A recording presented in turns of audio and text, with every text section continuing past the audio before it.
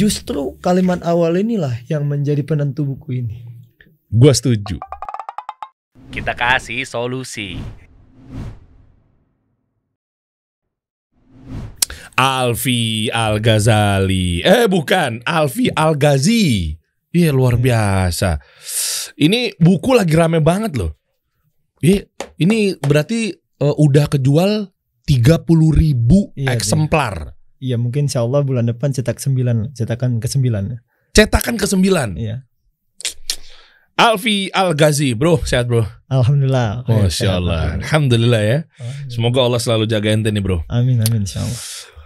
Gue pengen kupas banget karena memang dikasih solusi pertama kalinya gue ngedatengin satu penulis yang memang juga lagi rame dibahas, dan buku ini juga viral, Masya Allah, karena Allah gitu ya, biiznillah. Masya Allah, alhamdulillah. Iya. Awalnya malah tembusnya per bulan 3.000 buku ya. Alhamdulillah. Akhirnya cetak lagi, cetakan kedua, cetakan ketiga. Ya sampailah ke-9 mungkin insyaallah ya. Maaf Tuhan, aku hampir menyerah.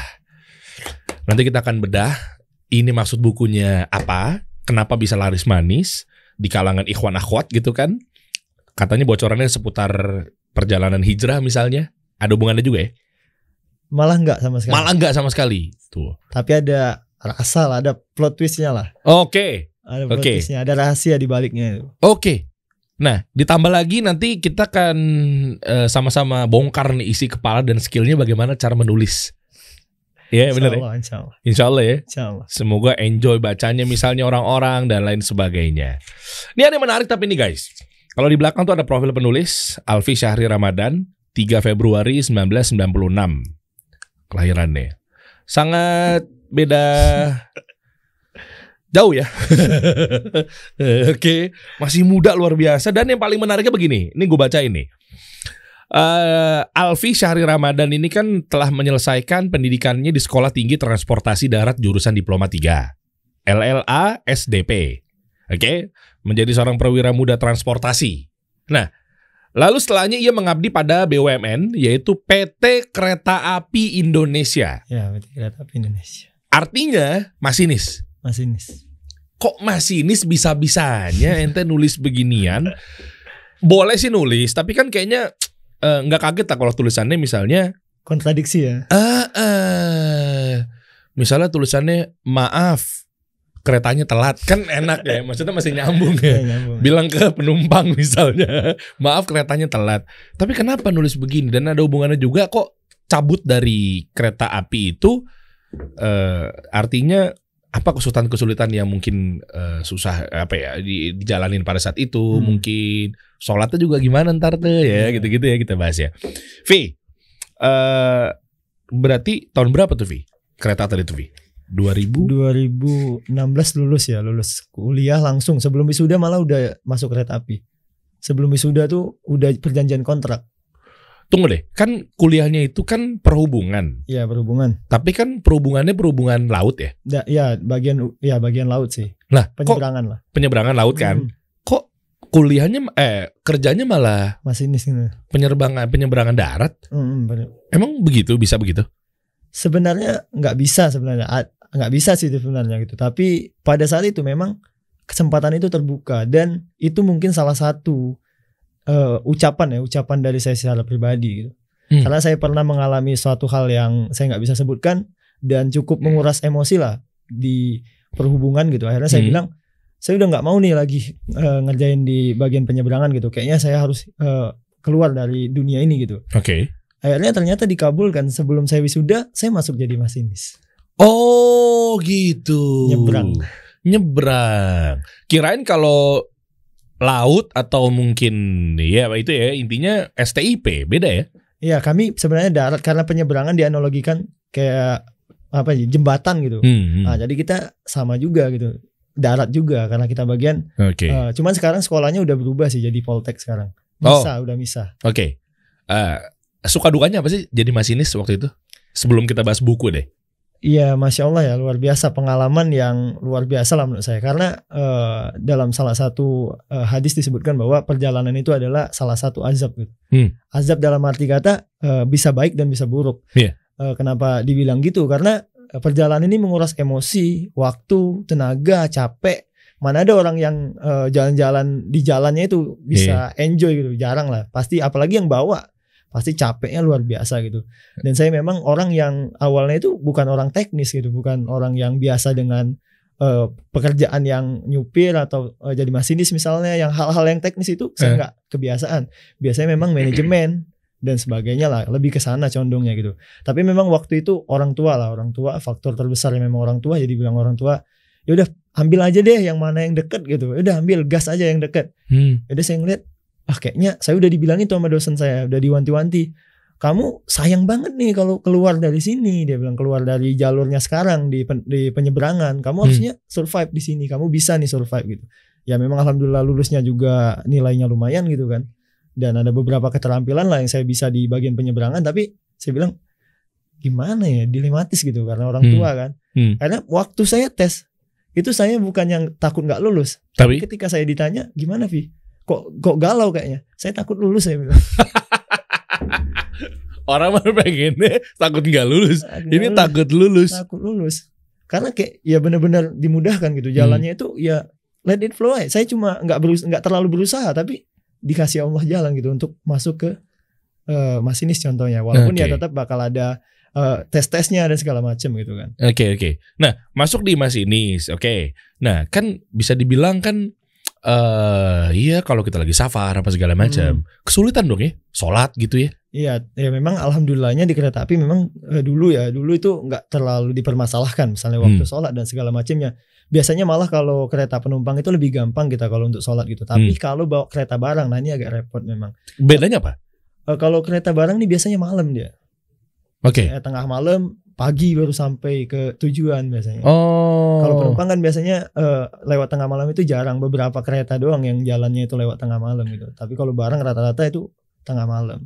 Dan juga sebetulnya kan kalau untuk sholat mungkin bisa ada yang bisa digandeng-gandeng ya. Bisa digandeng-gandeng. Ya kan, zuhur, asar, ya maghrib bisa. Yang jadi masalah tuh subuhnya tuh biasanya. Itu yang repot. Subuhnya memang agak repot. Kalau memang lagi ketemu jadwal, kadang kereta barang ini nggak tentu jadwalnya. Bukan nggak tentu sih. Kadang ada permasalahan lah, beberapa permasalahan kan hubungannya bukan cuma sama, ada stakeholder juga gitu. Yang kita angkut itu kan barang orang gitu kan. Nah, jadi mungkin entah pas masukinnya barangnya itu terlambat segala macam. Jadi akhirnya harusnya kita subuh udah sampai, subuhnya lewat kadang. Oke. Dari pas masinis itu udah mulai nulis-nulis? Ya sebenarnya nulis ini mulainya itu 2016 ya, 2016, tapi serius sih 2019. Setelah resign baru serius gitu. Oke. Ilmunya dari mana? Maksudnya kan kalau masinis itu kan kecuali contoh ya, kecuali mungkin basicnya adalah broadcast, jurnalis. Bikin buku gitu kan. Nah itu mungkin masih relate lah. Kalau dari masinis terus tiba-tiba nulis buku dan pecah nih, viral dan lain-lainnya, dan banyak yang menikmati gitu ya, itu ilmunya dari mana? Sebenarnya itu adalah perjalanan menerima diri sendiri sih. Karena awalnya saya itu memang, kalau matematika saya hancur, matematika, fisika, kimia saya hancur. Gak bisa matematika. Ya sama. Ya gitulah ya kan. Ya paling standar doang gitu, nggak hancur lah pokoknya. Tapi bahasa Indonesia saya lumayan bagus, bahasa Indonesia saya. Dan bahkan ya guru itu sering ngajak lomba dan segala macam gitu. Tapi nggak saya seriusin karena dulu ada perkataan temen lah. Apa tuh? Dia dibilang dia, lu nulis sok bijak kayak Alfi Teguh, dia bilang. Siapa tuh? Mario Teguh kan lagi. Oh, Alfi Teguh. Diplesetin. Iya. Benar juga nih kayaknya nggak cocok lah gitu. Akhirnya 2016 itu saya anonim nulis. Jadi nggak ada namanya tuh? Akun anonim. Oke. Kenapa? Nggak pede? Nggak pede. Pecah memang tapi nggak pede. Apa bukunya? Bukunya memang belum ya, tapi followersnya udah lumayan sampai 40 ribuan lebih lah. Followers apanya? Oh di Instagram. Twitter? Instagram. Itu 2016 kan masih susah tuh. Susah. 2016. Jadi ya tapi anonim. Kecuali orang-orang terdekat aja yang tahu ya. Nah, 2019 baru saya berdamai lah. Kayaknya ini salah satu jalan lah gitu. Ketika saya belajar agama lebih dalam di Ma'had Abu Ubaidah kan, di Ma'had Bahasa Arab dan studi Islam, saya merasa bahwa saya harus buat pengabadian diri lah. Dengan cara mungkin dengan menulis buku. Nulis gini ya. Bentar Devi. Bedanya sama Raditya Dika, Arif Muhammad yang dulu kan sempat viral pocong tuh di Twitter. Itu gimana sih? Nih gue awam banget deh. Sama gak sih sebenarnya mereka juga penulis kan? Sebenarnya ya bisa dibilang penulis ya, tapi mungkin pikiran orang kalau dia disebut penulis mungkin sudah keluarkan buku. Kalau Raditya Dika jelas dia udah punya buku. Buku kan kambing apa itu? Iya banyak bukunya malah yang viral ya. Iya kan? Iya banyak bukunya yang viral. Berarti memang Raditya Dika tuh penulis. Ya salah satunya dia juga nulis. Oke, bedanya copywriter atau scriptwriter gitu ya, yang buat di caption di sosial media sekarang era digital ya, gitu kan? Atau mungkin 3 nih, penulis film, skenario gitu ya, copywriter buat mungkin dia bisa di majalah gitu kan, konten mungkin atau media kayak Detik misalnya apa segala macam, atau jurnalis gitu ya. Sama yang penulis buku. Nih bedanya itu beda apa sama sih? Ya sebenarnya sih beda, tapi ada beberapa orang yang ngerangkap ya. Teman saya ada beberapa yang ngerangkap sekaligus. Tapi mungkin kalau copywriter dan skillnya itu ada masing-masing sih pasti. Kalau dia udah nulis novel, biasanya dia lebih gampang untuk nulis skrip film ya. Biasanya lebih gampang. Ketika dia udah nulis novel, skrip film dia lebih gampang. Gimana? Kalau orang udah biasa nulis novel, novel tuh buku gini maksudnya? Ya buku tapi novel bentuknya cerita. Bentar deh, kayaknya gue pelajaran bahasa Indonesia jelek banget deh. Bedanya novel sama apa sih maksudnya novel sama buku? Ini bukan novel. Ini bukan novel. Novel tuh yang mana sih, guys? Novel itu cerita gitu. Ada cerita misalnya tenggelamnya kapal Van der Wijk. Ini biografi apa namanya, kisah nyata. Kisah nyata ataupun fiksi, novel fiksi dan novel non fiksi ada juga. Itu novel. Ya, itu novel. Lebih ke cerita-cerita, kisah-kisah gitu. Kisah gitulah. Oke. Kalau ini?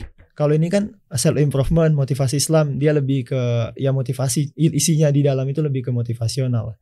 Oke. Nah, terus yang tadi 3 pertanyaan tadi gimana bedanya? Nah, biasanya memang kalau dia sudah jadi penulis, baik dia nulis novel atau fiksi non fiksi, atau dia nulis misal ini buku-buku yang akademis ataupun self improvement dan sebagainya, dia lebih gampang untuk masuk ke copywriter dan ke penulis skrip film. Walaupun nggak semua ya, kayak saya pribadi saya belum bisa untuk nulis novel dan skrip film itu belum. Karena saya harus lalui step film dulu, step novel dulu baru saya bisa beralih ke sana. Oke, terus berarti dibalik ya, kalau novel bisa nulis film. Tapi kalau penulis film belum tentu bisa nulis novel. Nah, kalau penulis film belum tentu dia bisa nulis novel. Kenapa tuh? Karena dia ada namanya tuh majas personifikasi dalam bahasa Indonesia. Ya kita kayak gambarin situasi gitu. Kalau kita ngerekam kan langsung ada dong senja, yang mana senja udah jelas. Nah, yang mana senja udah jelas, matahari yang mana, bintang yang mana. Tapi kalau nulis kan kita harus menggambarkan supaya orang ketika baca dia itu, oh ini yang dimau penulis ini, aku harus menggambarin senja gitu. Jadi penulis itu bisa menggambarkan situasi sedetail mungkin gitu. Kalau di radio dulu namanya theater of mind tuh. Nah, kayak gitu. Ya, mungkin bisa theater of mind disebutnya. Oh, ada juga di penulis tuh theater of mind. Skill nulis gitu penting juga itu theater of mind. Oke. Ini lanjut lagi nih. Tadi intermezzo ya. Dari mulai masinis, kenapa cabut, bro? Kan gede kan? Kan gede kan? Iya gak sih? Ya kita masinis lumayan lah. Ya cuannya lumayan. Belasan gak sih masinis? Untuk saya asisten ya. Saya baru asisten. Emang ada begitu? Ada asisten masinis. Mungkin kopilot. Pilot, kopilot. Ini masinis, komasinis. Ya, asisten masinis disebutnya. Oh, asisten masinis. Itu baru 1 tahun pertama saya kerja, sekitar ya 9-15 lah.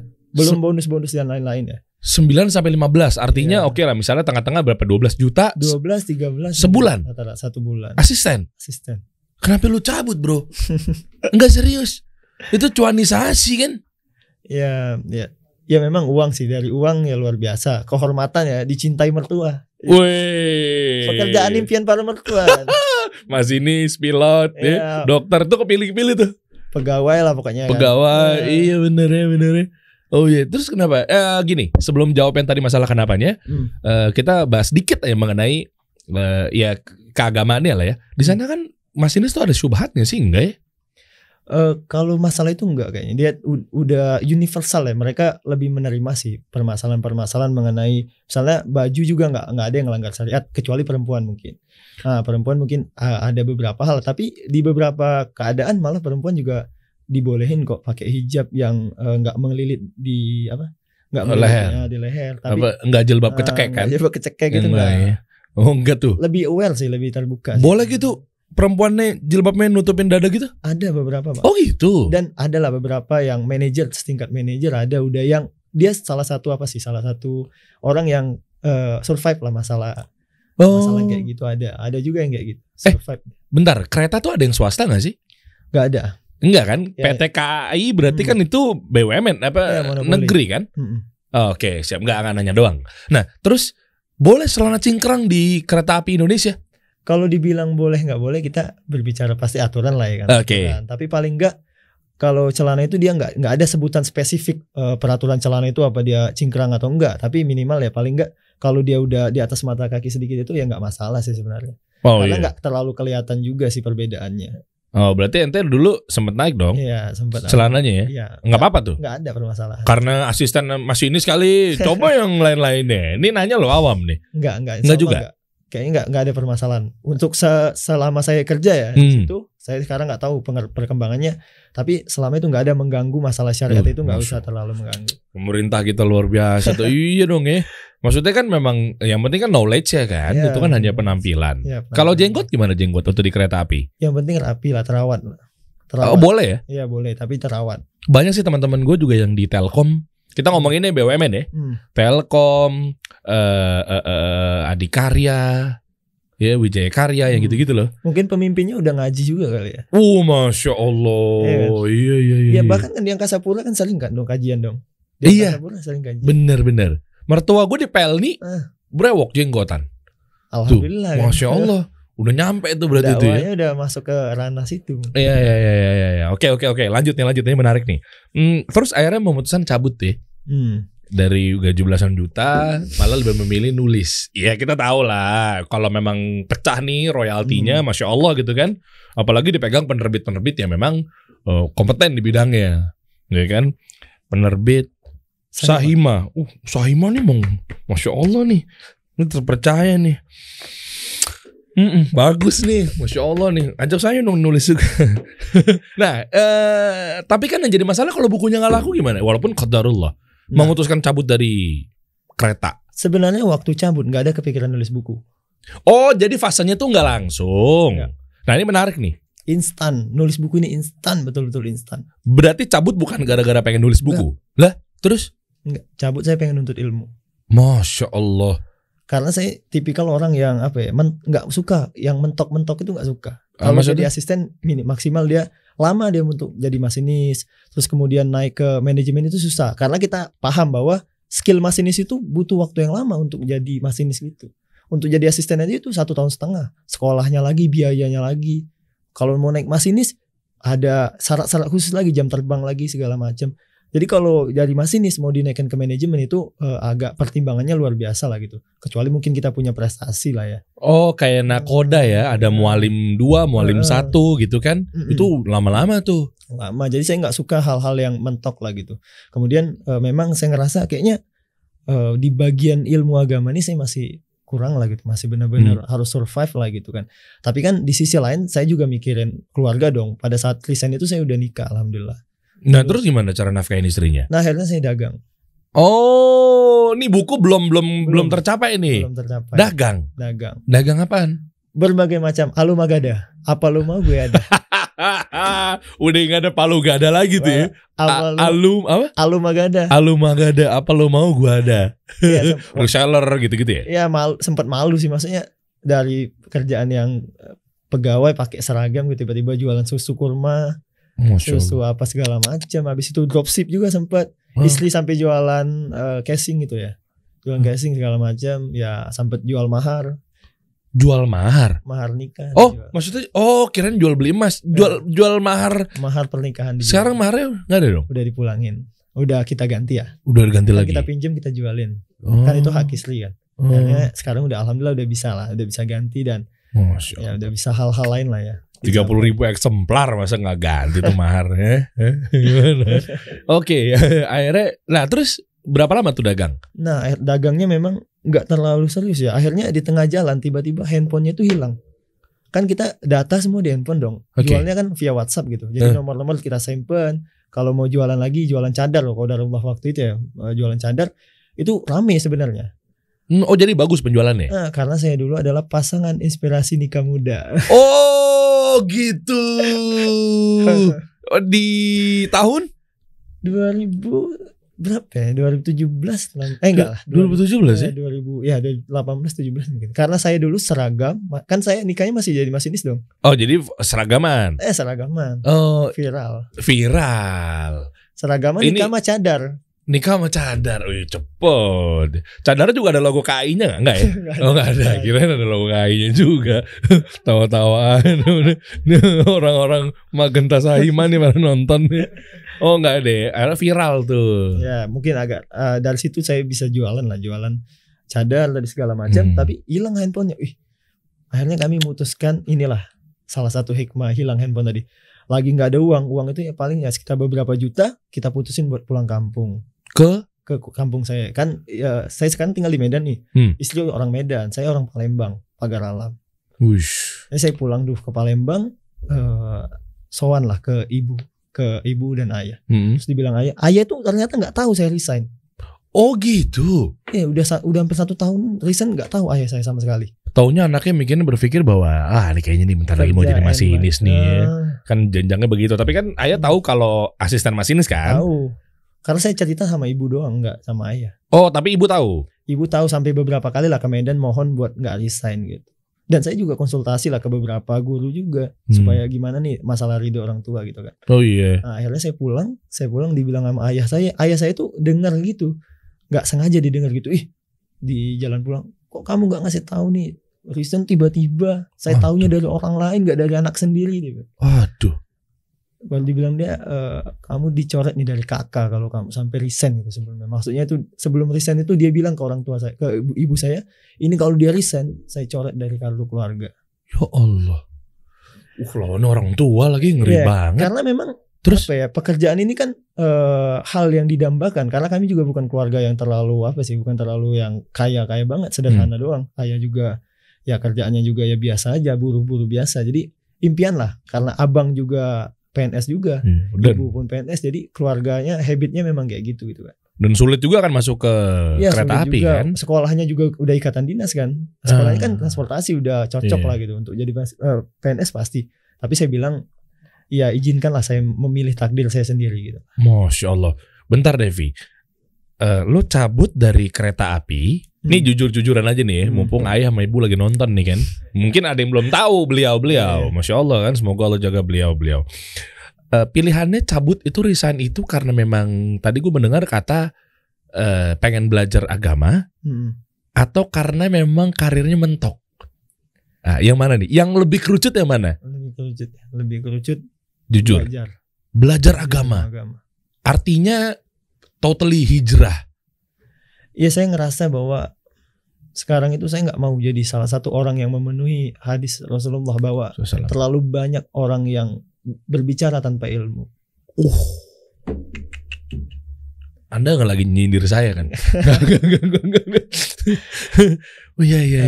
Jadi saya nggak mau jadi salah satu bagian dari itu. Dan sebenarnya orang juga nggak mikirnya tiba-tiba saya belajar ilmu agama terus tiba-tiba mau jadi ustadz gitu segala macam, nggak ke situ juga. Ilmu agama ini nggak cuma tentang mengajarkan sholat dan zakat, sampai memimpin suatu negara juga diajarkan dalam agama ini. Catat, Alfi Al-Ghazi. Banyak yang bilang kayak gitu, giliran mungkin gue belajar agama dulu ya, fenomenal dulu cabut dari radio apa segala macam ya. Ya ada sebagian oknum lah gue sebutnya. Tenang bro, bukan teman lah istilahnya. Itu mau nyebutkan mau belajar agama, mau jadi ustadz. Nanti besok-besok kalau ketemu di jalan tuh ustadz gitu. Lah, emang belajar agama harus tujuannya kita mau dakwain orang dalam arti jadi ustadz gitu ya. Belajar agama kan kewajiban ke semua orang. Ya, thalibul ilmi faridatun 'ala kulli muslimin kan. Ya makanya ya begitulah biasa lah. Mungkin kan belum paham. Juga jangan kenceng begitu dibilang ustadz jangan langsung ente bita-bitain gitu. Ya, terus juga takut orang tua. Pasti ada perasaan takut nih. Gimana ngidupin keluarga gitu. Fitroh tuh bener tuh. Akhirnya gimana bilangnya? Akhirnya banyak anak-anak yang sekarang ya, mereka pintar buat skripsi tapi mereka nggak bisa menjelaskan dengan orang tua. Jadi saya jelaskan secara nggak jual mimpi lah ke orang tua. Masa saya jual nanti saya bakal jadi penulis bestseller kan? Mungkin kan? Iya, bener. Saya nggak mungkin jual mimpi kayak gitu. Tapi saya beri secara logis lah gitu. Saya punya tabungan sekian, kurang lebih bisa bertahan selama 6 bulan. Kalau dalam rentan waktu 1 tahun saya nggak bisa survive dengan apa yang saya lakukan hari ini, saya turuti kemauan ibu untuk jadi pegawai lagi. balik lagi ke kereta. Saya turuti, tapi izinkan kasih saya waktu, nggak ke kereta mungkin ke PNS lah. Karena teman-teman saya juga banyak PNS kan. Ya kasih saya waktu lah 1 tahun untuk survive dan memilih takdir saya sendiri.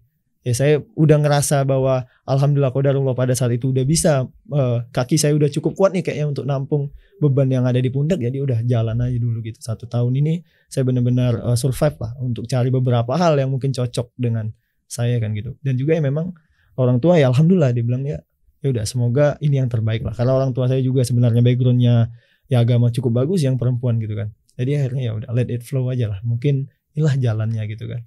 Wah ini menginspirasi banget loh. Banyak teman-teman kita tuh mungkin ya mau cabut dari pekerjaan yang subhat, itu kebentur sama orang tua ya artinya bimbang tuh. Pilihannya 2. Kalau dia jadi oknum artinya orang tua benar-benar dilawan dalam arti yang keras gitu kan. Ataupun dia bingung dia melanjutkan lagi di pekerjaan yang memang syubhat itu. Iya paling 1 tahun pertama itu saya sering kasih hadiah ke orang tua dan mertua. Ini guys.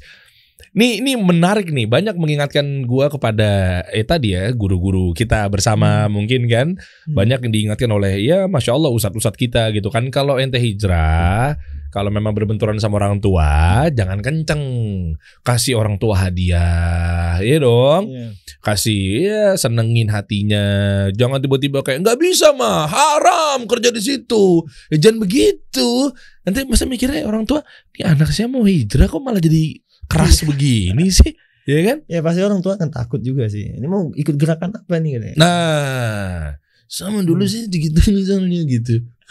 Ya kan? Akhirnya gimana? Oke gini, cabutnya itu orang tua taunya dagang. Kan buku dagang. Belum ada dong? Belum ada buku. Happy tapi orang tua taunya dagang, jualan cadar, jualan susu kurma. Ya mungkin mereka ngelihat saya dulunya itu, kenapa mereka nggak ngasih saya keluar itu karena memang mungkin ngelihat saya dulu nggak amburadul lah dengan kehidupan saya pribadi gitu. Mereka menganggap bahwa kayaknya nggak bisa nih, udah punya istri, takut berantakan nanti keluarganya gitu. Karena saya juga nggak dilatih untuk dagang atau segala macam dari kecil ya. Saya orangnya mungkin gengsian dulu gitu. Orang tua kan paling tahu kita dong. Iyalah. Tapi setelah saya merantau mungkin mereka nggak tahu proses yang saya lalui selama merantau itu gitu. Dan saya sadar bahwa ya memang kalau itu kewajiban saya akan berdarah-darah ngasih untuk memenuhi kewajiban itu dong gitu. Nggak mungkin saya telantari diri saya sendiri dan istri saya. Nah itu kan orang tua. Kalau istri gimana bro? Istri mau aja gak sih diajak tiba-tiba tadinya penghasilannya asisten masinis, ya anggaplah masinis. Akhirnya sekarang jadinya jualan apa aja dijual gitu kan. Apa lo mau gue ada gitu kan. Itu kan pasti kan jomplang ya pendapatan. Jadi, istri gimana? Sebelum nikah itu udah saya wanti-wanti. Udah saya bilang gitu. 1 bulan kami, prosesnya cuma 1 bulan.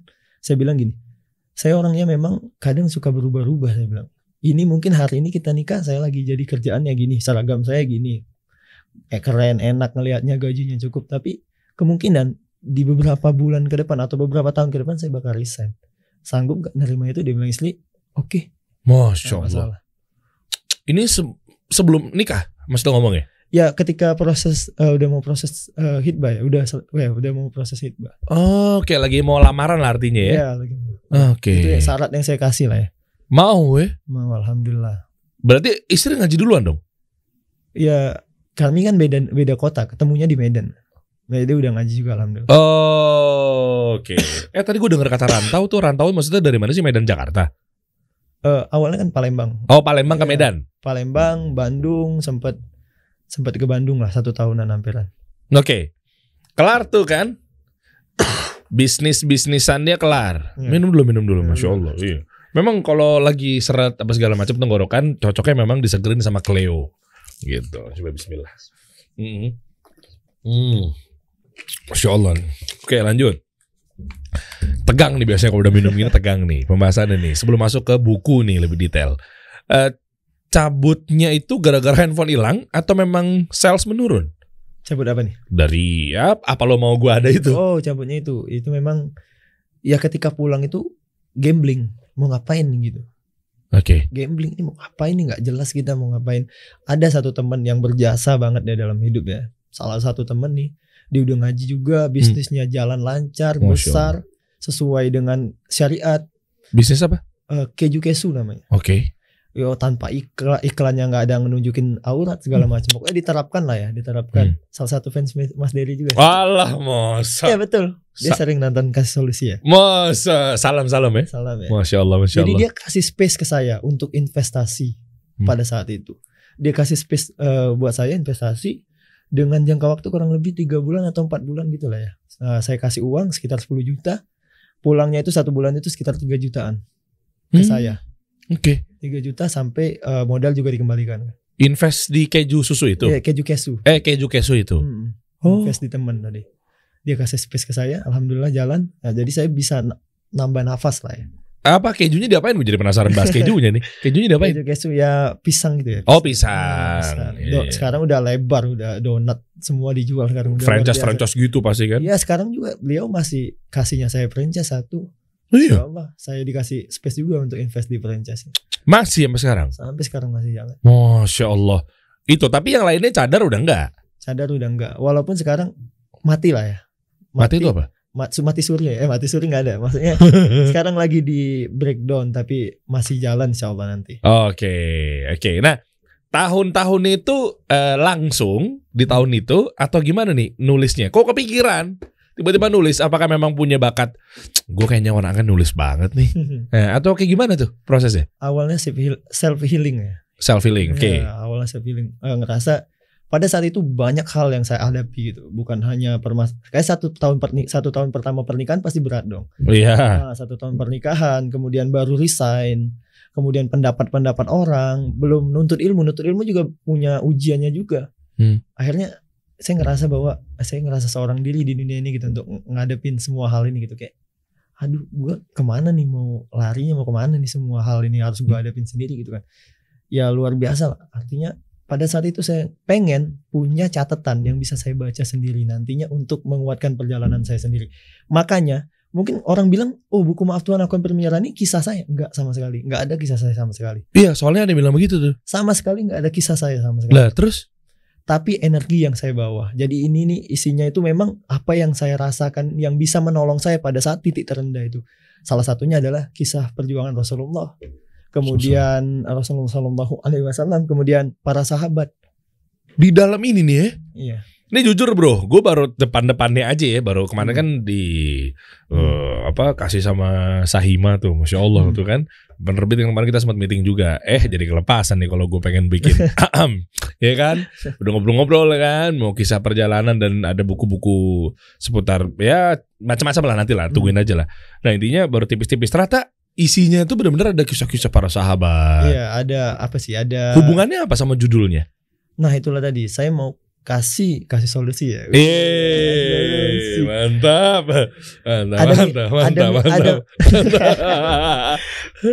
Ada misi besar di baliknya. Apa tuh? Jadi saya merasa resah ya ngelihat buku-buku self improvement yang ada di Gramedia itu rata-rata membahas, bukan saya mengesampingkan mengesampingkan manfaat dari yang mereka berikan tokoh-tokoh besar, semisal Mark Zuckerberg, Jeff Bezos dan segala macamnya. Tapi saya mau kasih tahu bahwa kita juga punya dong yang lebih besar dari itu. Orang Islam pernah menguasai 2/3 dunia. Iya benar. Kok kita nggak punya tokoh-tokoh semisal itu? Cuma kita aja nggak mau tahu kan. Masya Allah. Karena kita tuliskan dalam beberapa buku sejarah sebenarnya, tapi di relatable dengan permasalahan kita hari ini. Jadilah ini. Jadilah buku Maaf Tuhan Aku Hampir Menyerah. Oke, bentar, gue mau tarik mundur dikit nih. Penting. Apakah memang jujur ya? Apakah memang hanya terfikir karena memang pengen tuang di sini energi dan lain-lainnya? Atau sudah pernah sempat terbesit masalah cuan juga? Contoh, bikin buku. Ini niatnya ya, kita ngomong niat ya. Bikin buku, kayaknya oke juga nih kalau gue nulis nih ya, royalti segini, begini. Atau memang pure awal nih, nggak apa-apa. Ini kan perihal mubah ya kan. Apa memang pure? Ya udah gue mau tulis semua aja yang gue lagi jalanin ini. Wah penat ini, campur baur, setahun pernikahan, perjalanan dan lain-lainnya. Atau seperti apa? Udah kepikiran belum sih bahwa bisa loh dimonetize, ada cuannya loh gitu? Awalnya enggak ya, karena itu udah di ultimatum duluan dengan salah satu penulis besar di Indonesia. Siapa? Tere Lee, penulis novel nih. Siapa gitu begitu disebutin yang mana ya? Karena Bukan tawa seneng banget. Enggak maksudnya ya barangkali ada yang gue tahu kali mungkin kali ya ngetes. Siapa beliau? Beliau salah satu penulis novel ya. Novel tapi berbau agama walaupun samar ya. Oh ininya dalil dan lain-lainnya. Keren lah novelnya itu keren gitu. Nilai-nilai positif, bukan novel cinta-cinta yang sembarang itu enggak. Nah beliau bilang royalti penulis itu kecil. Masa sih? Serius? Beliau bilang. Kok kemarin meeting sama penerbit Saimo konyol kesana iming-iming. Setelah ting gitu. Setelah dijalani mungkin baru terasa ya pendapat itu gimana gitu. Tapi memang kalau kita lihat angkanya kecil. Masa? 10% dari penjualan buku. Ya gede dong Vi kalau 30.000. Duh handphone gue lagi di tas kalau lagi. Kalau 30.000 S4 laku. Lah kalau 1.000 S4 dan gak cetak ulang gimana dong?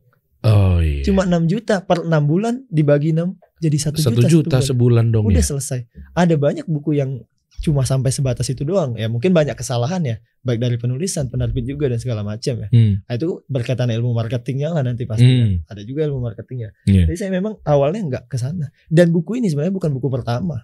Oh, buku pertamanya apa? Hancur lah. Oh gitu. Oke, kita kupas ya. Ini menarik nih. Semoga teman-teman Anda bisa dapat solusinya gitu lah ya. Ini buku keberapa? Sebenarnya kalau urutan terbit kedua ya. Tapi ini kedua. Kalau selesai ketiga. Oke, yang pertama judulnya Sepasang Langkah. Sepasang Langkah. Ada kaitannya sama pernikahan tadi, nikah muda dong. Oke, nikah muda. Oke. Bukan penerbitnya bukan Sahima. Indie. Ini maksudnya sendirian aja. Terbit sendiri. Oke. Ya, terbit sendiri. Kenapa gagal? Yang pertama qadarullah, yang kedua ikhtiar yang salah kah? Tulisannya yang jelek memang. Apa sih bedanya tulisan jelek sama tulisan bagus? Sama kayak kita dulu mungkin zaman-zaman tahun 2000-an kita nulis aku sayang kamu misalnya A-nya tuh pakai angka 4. Segitunya? Enggak, maksudnya analoginya dong. Analoginya kayaknya ya kita ngelihat tulisan kita dulu. Mungkin Mas Dery ngelihat awal-awal Mas Dery ngeradio dulu. Oh iya awal-awal bener deh. Karena mungkin kita bukan bidangnya ya.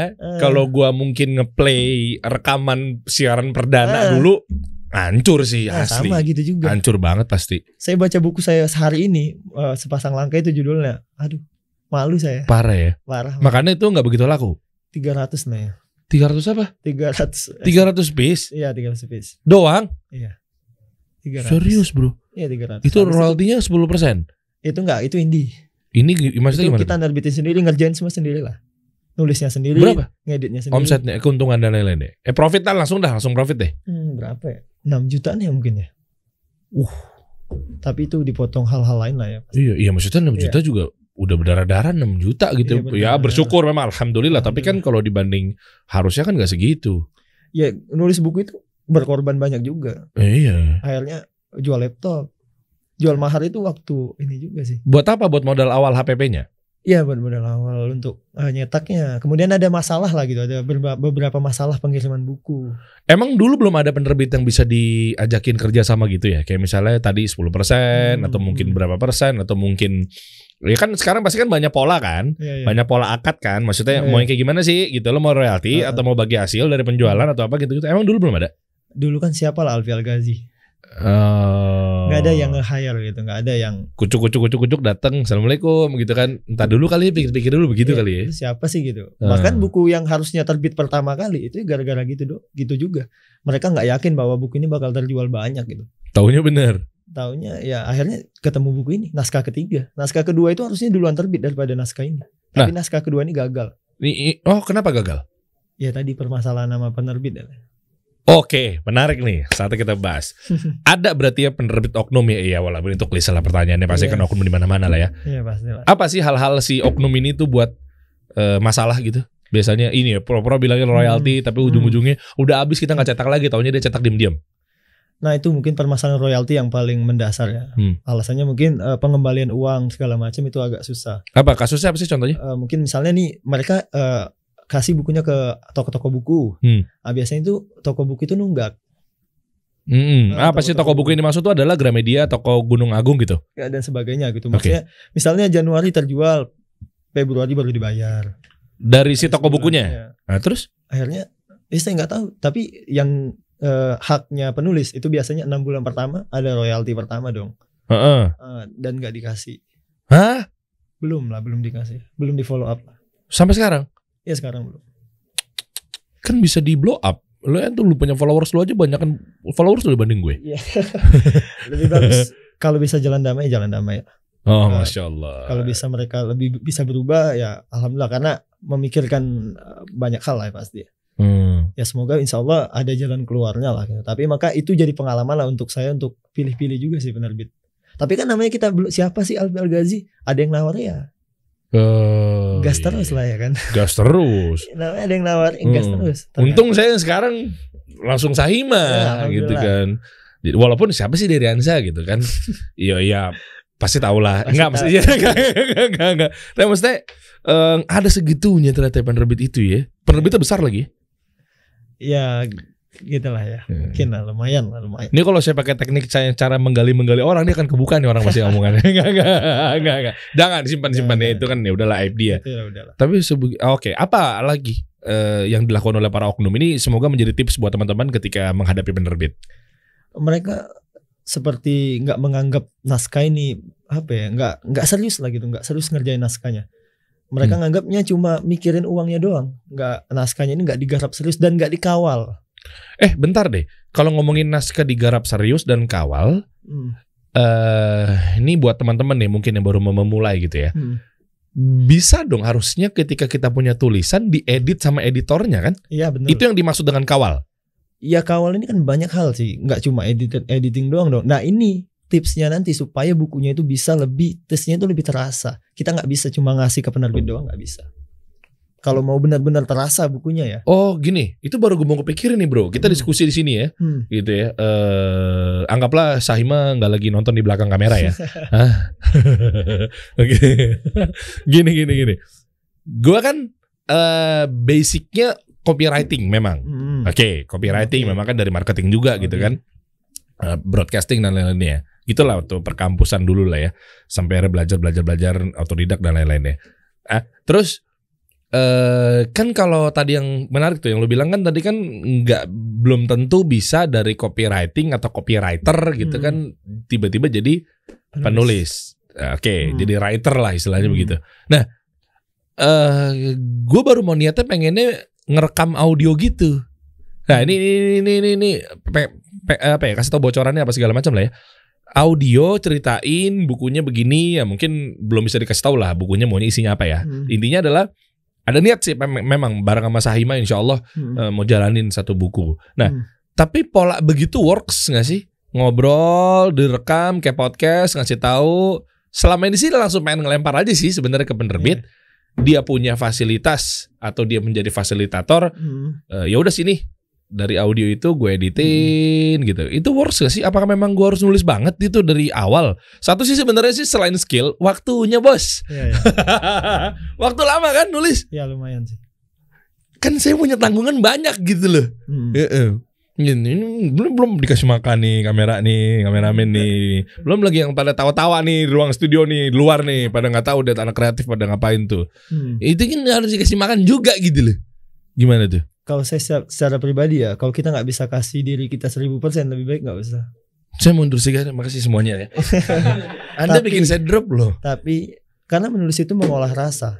Harus nulis Bu TV. Sebenarnya ya bisa juga lewat audio tadi, nggak masalah juga sebenarnya kan. Tapi akhirnya tetap kita harus terjun dan kita minimal terlibat. Oh iya, memang nanti akan begitu. Tapi maksudnya nggak masalah lewat audio dulu. Nggak masalah. Nanti dia rapihin, kita terjun, kita kawal gitu kan, kita kawal. Maksudnya ini nggak begini, misalnya begitu. Biasanya kadang salahnya itu ketika udah ngasih naskah nih ke penerbit, dia udah aja gitu, nggak yang editingnya udah nggak diperhatiin lagi segala macam. Saya kalau mau kasih ke penerbit itu lebih 20 kali saya baca ulang naskah saya, dan saya suruh orang lain baca dulu baru saya kasih lagi ke penerbit lagi.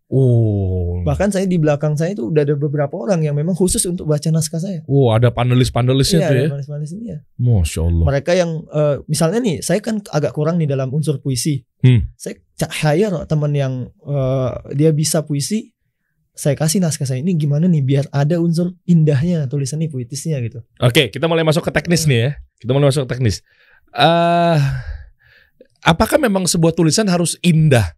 Harus loh ya, ini pertanyaan ini wajib indah dengan tadi nuansa puitis. Atau memang nggak begitu? Buku-buku bisnis gimana? Walaupun nanti belum tentu ya, gue nggak mau kasih bocoran lah. Gue mau buku bisnis apa, pokoknya ada lah. Bakal pecah lah pokoknya, insya Allah. Nah itu gimana? Emang harus banget indah? Gue banyak harus bayar orang-orang dong. Ya tergantung segmen bukunya sih sebenarnya. Tergantung segmen bukunya. Saya anggap penulis itu koki. Nah, saya anggap penulis koki. Jadi dia lah yang bisa menentukan rasanya. Dia mau unsur puitisnya berapa persen, dia mau unsur lugasnya berapa persen, dia mau akademisnya berapa persen. 3 ya berarti ya? Tadi apa tadi? Lugas, akademis, puitis. Di luar ini kalau pilih salah satu doang nggak bisa? Bisa jalan. Tapi menurut saya rasanya nggak keluar. Rasanya maksudnya jiwa tulisannya itu nggak ada. Mungkin ya kita anggap gini lah, ada produk yang memang marketingnya bagus, tapi setelah diambil sama pembeli zong. Keren analoginya. Paham. Sekarang udah mulai gue coba masuk ke ranah penulis ya. Gitu, hati-hati nih kalau antar di Dansa udah keluar jadi penulis, hati-hati ntar Anda goyang takutnya kan. Gambling. Taunya dia jadi podcaster. Nge-twist. Harus 3 itu berarti. Saya bilang enggak harus ya. Apa sih tipsnya buat nulis tuh dari awal tuh? Tulis apa yang paling dekat dengan perasaan kita. Oke, ini contoh ya, contoh doang ya. Contoh ya, gue gak mau kasih bocoran. Ini contoh doang. Contoh, misalnya buku Gua Hijrah. Misalnya, harus pakai 3 tadi. Apa nanti akan ngaruh ke mood misalnya. Lugas tadi, ini ada hubungannya gak sih kayak kita nonton film misalnya? Iya. Kan moodnya dinaikin, turunin gitu kan. Itu buku juga begitu? Iya. Kalau saya pribadi ya, dan saya beberapa buku yang saya baca, ya memang gitu. Ini ada teknisnya juga. Gimana coba memasukkan seseorang ke kondisi memang benar-benar deep gitu. Ketika dia baca sampai nangis. Kayaknya gue gak bakat deh. Menulis dari hati lah kita bilang. Nah, tapi ini juga semua teori itu bisa mentah. Semua teori-teori tentang penulis itu bisa hilang semua. Karena satu hal aja. Apa? Menulis dari hati. Oke. Betul-betul kita mengeluarkan isi hati kita. Karena secara sadar nggak sadar kita itu memang ada unsur puitis. Manusia itu memang ada unsur puitisnya. Coba kalau lagi patah hati. Tweetnya itu ngeri-ngeri. Ngeri. Baru ditinggal nikah. Wah, bener. Ya, ngeri. Sampai ada yang bisa keluar dari akidah tuh. Langit. Minta sama langit. Iya kan? Sementara langit aja diciptain, gimana nih? Iya kan? Iya minta sama yang menciptakannya dong. Allah Jalla wa'ala. Bener dong. Nah itu juga harus diperhatikan tuh dalam penulisan. Sekarang banyak yang mengatasnamakan semesta. Oh iya. Kalau kita memang konsen kita syariat ya harus diperhatikan. Jangan sampai nanti salah tulisannya, bahaya nih. Oke, menarik nih. Berarti ente bisa nggak ntar jadi panelis gua tuh buat ngejagain guys ini dukung dong, support dong. Ini dari Ansa mau jadi penulis nih ntar nih, tungguin. Kalau sampai viral nih, masya Allah nih ya. Nanti bisa nggak dicek-cek dulu, ini bagus kan? Jujur aja, misalnya kalau emang ternyata tulisannya bagus, bilang bagus. Kalau tulisannya nggak bagus, bilang bagus. Saya beberapa baru nggak lagi. Saya beberapa kali sebenarnya jadi behind the man lah teman-teman yang lain. Tapi ada syaratnya memang. Apa? Waduh. Minta royalti dong nih ujung-ujungnya, minta persentase. Bukan persentase. Apa dong? Harus tahan mental ya. Waduh. Kan saya bilang kalau jelek saya bilang jelek nih kurang. Oke. Siapa berani? Ya udah. Siapa takut? Oke, tipsnya gimana? Cara naikin lugas, sigap, apa tadi? Lugas, akademis, dan puitis. Itu harus tuh ya. Tipsnya ya 3 itu ya. Harus ada lugasnya. Artinya mungkin menggebu-gebu. Enggak. Ya menggebu. Ya bisa dikatakan. Emosi amarah misalnya apa segala macam. Akademis harus ada mendidik ya berarti ya. Iya. Satu lagi tadi apa? Puitis, harus ada puitis. Aduh, berarti puitis ya kayaknya nih. Enggak apa-apa lah. Nanti itu per bab. Contoh. Buku kan ada babnya kan? Ini bab kan? 73 bab. Bab kan? Nah, itu kan 44 nih, misalnya letak kebahagiaan. Nanti di sini adalah kegelisahan yang menyelimuti. Keren nih, baru gue buka random aja udah keren banget, masya Allah. Tuh, ya kan? Nah, maksudnya hakikatnya cinta, kalaupun aku masih mencintaimu, pura-pura bertakwa, masya Allah. Sulit untuk istiqamah. Nah, ini tuh lugas tadi itu 1 bab. Enggak, apa 1 bab itu ada 3 unsur tadi?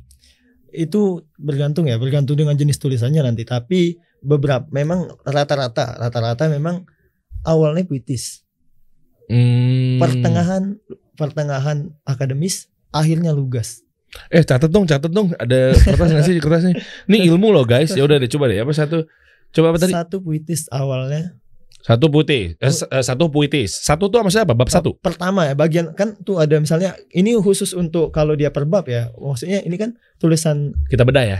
prosa, Kita ya. bedah ya. Prosa apa sih prosa? Gimana saya bilang? Nama Oli.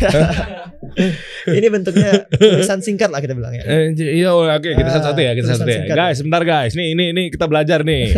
Diriansa nih mau nulis nih, guys. Tenang. Ini judul nih. Ini sama nih, emang harus sama nih. Iya, buat tanda tangan tuh. Buat tanda tangan bener. Duh, gue gak sabar deh. Gue takut ntar udah keburu tanda tangan nih. Taduh, gue takut sindrom nih. Gak sabar gue nih. Ini mana buat gue gak ada tanda tangan. Tanda tangan dong. Kayak ini buat tanda tangan.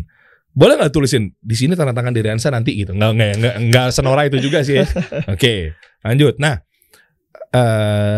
ini apa sih? Itu ya. Oh, ini dari penerbit nih ya? Ya dari penerbit. Penerbit, oke. Yang berikutnya kata pengantar. Kata pengantar dari kita ya. Kata pengantar mukadimah gitu lah ya? Ya mukadimah gitu. Nggak harus dengan isi buku ini? Nggak harus sih, nggak harus. Lebih ke?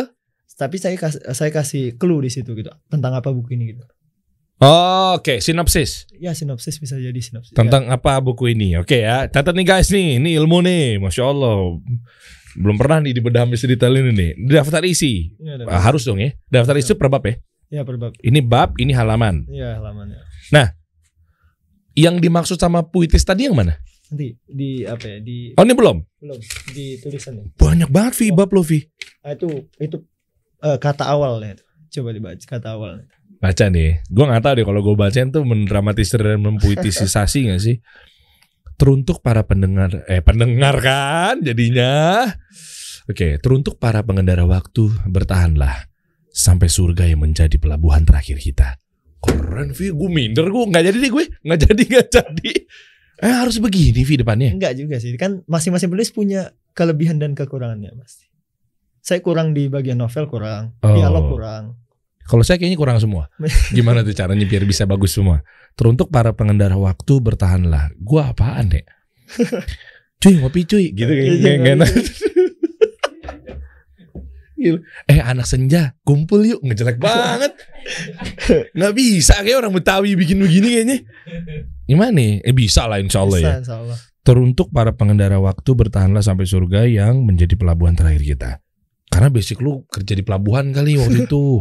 Ya bisa jadi. Iya kan? Iya bisa jadi. Ini harus puitis nih. Nah, ini. Itu memang buat apa? Ini kan cuma gantung gini doang, Vi. Nah, kenapa nggak langsung masuk ke sini, Vi? Justru kalimat awal inilah yang menjadi penentu buku ini. Gua setuju. Kita saling bertukar metode konten ya. Konten ini kan konten lu kan. Di gua tuh punya konten namanya top of minutes atau top of seconds. Yang itu adalah attention span. 3 detik pertama nyawa sebuah konten video lu atau foto lu itu ditentukan apa yang mau lu tuang. Bayangin tuh 3 detik pertama, 3 detik doang. Makanya sekarang kalau kita dikit beralih ya, bentar ya. Let reels. Kalau kita nggak suka di 3 detik pertama, kita akan swipe tep. Nah, pola sekarang tuh finger away, jalan-jalan tuh. Jari kita tuh. Dia nggak suka tep, nggak suka tep. Makanya ada attention span orang itu under 3 seconds. Namanya ya teknik tadi attention span itu. Jadi kalau 3 detik pertamanya nggak suka, tep. Sama kalau ada juga teknik menghadapi investor. 1 slide pertama itu menentukan tuh investor main handphone apa ngantuk. Hah? Ya kita mau presentasi, awalnya mungkin udah boring, dia nyender main handphone. Gimana duit mau cair 3 miliar kalau dia juga nggak interest sama apa yang lo sampaikan. Kayak gitu tuh, itu teknik public speaking kan. Nah di buku juga ada ternyata ya. Dan itu harus diterapkan. Oke. Ilmunya sebenarnya ilmu marketing juga sih yang diterapkan. Iya. Oh ini di sini nih setelah daftar isi. Nggak panjang-panjang kan Vi, cuma sedikit doang kan. Sedikit doang, tapi itulah yang paling jadi favorit di buku ini. Sering dikutip dan sering difoto sama orang. Sering difoto, sering dikutip dan menjadi favorit. Artinya begitu udah buka di sini, mereka suka, yang ini dibuang. Ada juga. Hahaha, belakang kamera lu kata acara ludruk nih. Belakang orang-orang belakang kamera ini para nonton. Ada juga teknik supaya mereka bertahan sampai akhir. Nah terus caranya? Nah itulah, ini awalnya kan ada nih quotes nih kan, teruntuk para pengendara waktu. Itu karena dia sudah baca judulnya dulu. Dia baca judulnya udah bagus, judulnya maaf Tuhan aku hampir menyerah. Baru dia buka, kenapa sih supaya aku gak nyerah? Baru dibuka quotes pertama. Iya dong, tujuan gua harus surga. Jadi kena. Berarti why-nya yang ini. Ini yang tadi gue mau nyari tuh. Ini maksudnya apa sih why-nya? Yang ada hubungannya sama judul buku. Mewakili keseluruhan. Judul buku. Begitu dia masuk, kenapa sih aku harus hampir menyerah ini gitu ya? Gimana cara bertahan? Gimana cara bertahannya gitu. Ada di sini. Situ. Biar dia stay sampai belakang. Keren. Begitu rumusnya. Gampang juga ya. Asik. Nah, oke, lanjut. Ini artinya why ya. Why kenapa menyelesaikan ini nih? Kenapa? Ya lu kan mau nyerah nih. Gimana cara bertahannya di sini? Iya. Oke. Nah, masuknya langsung gas. Kenapa hidup? Nah, ini ciri khas buku saya. Ciri khas. Oke. Bukunya ada yang modelnya gini, ada 2 yang sekarang udah terbit. Maaf Tuhan aku hampir menyerah, ya Allah aku pulang. Baru ini nanti maaf Tuhan yang kedua. Nah, ciri khasnya bab pertama itu pasti mewakili sesuatu hal yang filosofis lah gitu. Hubungannya apa? Hidup. Contohnya maaf Tuhan, ya kita nyerah soal hidup. Oh, gitu. Ya Allah aku pulang, kepulangan. Jadi bab pertamanya apa? Perjalanan. Agak pusing sih. Oh, gitu ya. Iya. Polanya. Nanti kan ada next. Detail. Nextnya apa? Bocoran dikit nanti kita bahas. Nextnya katanya ada hubungan sama porak-poranda. Iya, maaf. Iya, kayak berita bencana alam ya. Iya, benar-benar. Apa judulnya ntar buku ketiga? Maaf Tuhan, aku hampir porak-poranda karena perasaan. Lebih detail ya, karena perasaan. Mau demo lu? Hah? Hubungannya apaan? Nanti kita bahas ya. Ini lu deh, udah ngomongin buku selanjutnya aja. Tar dulu, nih ajarin dulu bentar. Hidup. Nah, hidup ini berarti emang harus di awal. Iya, harus di awal. Inilah bab-bab pertama nih yang menentukan, seperti Mas Dery bilang tadi, menentukan dia bertahan atau enggak. Contoh doang nih. Belum tentu gue mau buka buku ini ya, contoh doang nih. Misalnya buku hijrah. Contoh doang nih. Ya, siap. Dulunya ahlu maksiat lah kita kan. Tahu lah mungkin yang lagi nonton kan. Tolong jangan buka-buka di YouTube nama saya ya. Nah, itu apa dong bab satunya? Mungkin bisa. Masa tiba-tiba maksiat kan enggak dong? Ya. Apa? Lebih kepada alasan terbesar lah ya. Alasan terbesar kenapa hijrah? Ya, tapi spill doang. Spill doang. Biar kita self healing. Spill doang. Anak Jaksel tuh begitu ngomong itu. Spill aja dikit. Spill aja biar kita agak self healing dan butuh staycation. Oke ya. Itu alasan kenapa hijrah. Bab 2? Beberapa kan ini kan ada 3 bagian sebenarnya. Secara nggak langsung saya bagi 3 bagian. Yang Lugas akademis tadi. Ya, bab pertama itu tentang kehidupan. Memang benar-benar masalah yang dihadapi oleh hampir semua orang. Relatable dengan masalah dan lebih puitis kalimat-kalimat per kalimatnya. Di tengah-tengah itu istirahat. Karena bab pertama ini rata-rata mengunggah air mata emosional gitu. Bentar deh, 75 bab pertama 73. itu 73 bab. Iya. 73 bab itu berarti yang pertama tuh bab berapa sampai bab berapa? Maksudnya tadi bab pertama tuh bab 1. Ya, bab 1 sampai mungkin sekitar 20-an lah ya. 20 bab itu memang dia relatable ya. Masalah yang masalah-masalah kehidupan lah gitu. Di pertengahan itu saya kasih istirahat, jeda. Bentar ya, sebelum bahas nih jeda dan istirahat ini menarik nih ilmunya nih. 1 sampai 20. Iya. Kalau dengan catatan 73 bab. Iya. Pertanyaannya simpel banget. Apakah harus 73 bab? Enggak. Oke. Enggak ya berarti ya. Enggak. Clear ya. Enggak, tapi harus dibagi supaya jadi benang merah. Kalau bentuknya motivasi ya, self improvement. Karena ini kan bukan cerita bersambung sih. Tiap bab per babnya itu beda kasus gitu, beda kasus lah. Nah, kalau gue cerita bersambung ntar bikinnya kemarin udah ngobrol sama Sahima tuh. Iya nggak sih? Nah, niatnya begitu niatnya.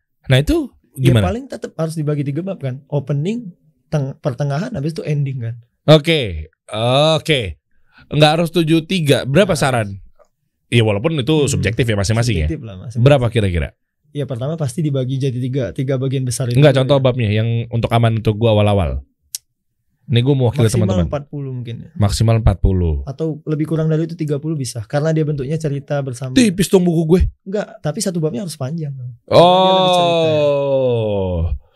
Anggaplah 40 nih misalnya. Mungkin awalnya kehidupan, gimana sih kita tenggelam dalam kehidupan yang luar biasa ini gitu kan. Mungkin pertengahannya baru titik baliknya apa nih? endingnya apa yang udah didapat dari proses titik balik itu udah selesai, 3 itu doang. Oke, opening, tengah, istirahat tuh ya. Iya, istirahat. Baru closing. Closing Apa? Kalau opening itu adalah puitis-puitisan. Ya opening itu lebih ke hal-hal yang mungkin wah ini apa sih gitu. Yang kalimatnya tuh memang lebih menggugah gitu. Gue banyak segala macam lah hal-hal yang mungkin sifatnya emosional, sifatnya memang bersinggungan dengan kehidupan semua orang. Misalnya kerja riba di bank, ya kan itu kan emosional kan. Semua orang mengerjakan itu kan hal-hal yang gak baik gitu. Betul. Baru di pertengahan titik balik. Titik baliknya kenapa nih titik baliknya gitu? Apa titik baliknya? Solusi berarti. Ya. Oh, berarti bisa digandengkan dengan istilah marketing tuh bab pertama problem. Ya. Bab tengah itu solusi. Bab 3 tadi lu apa?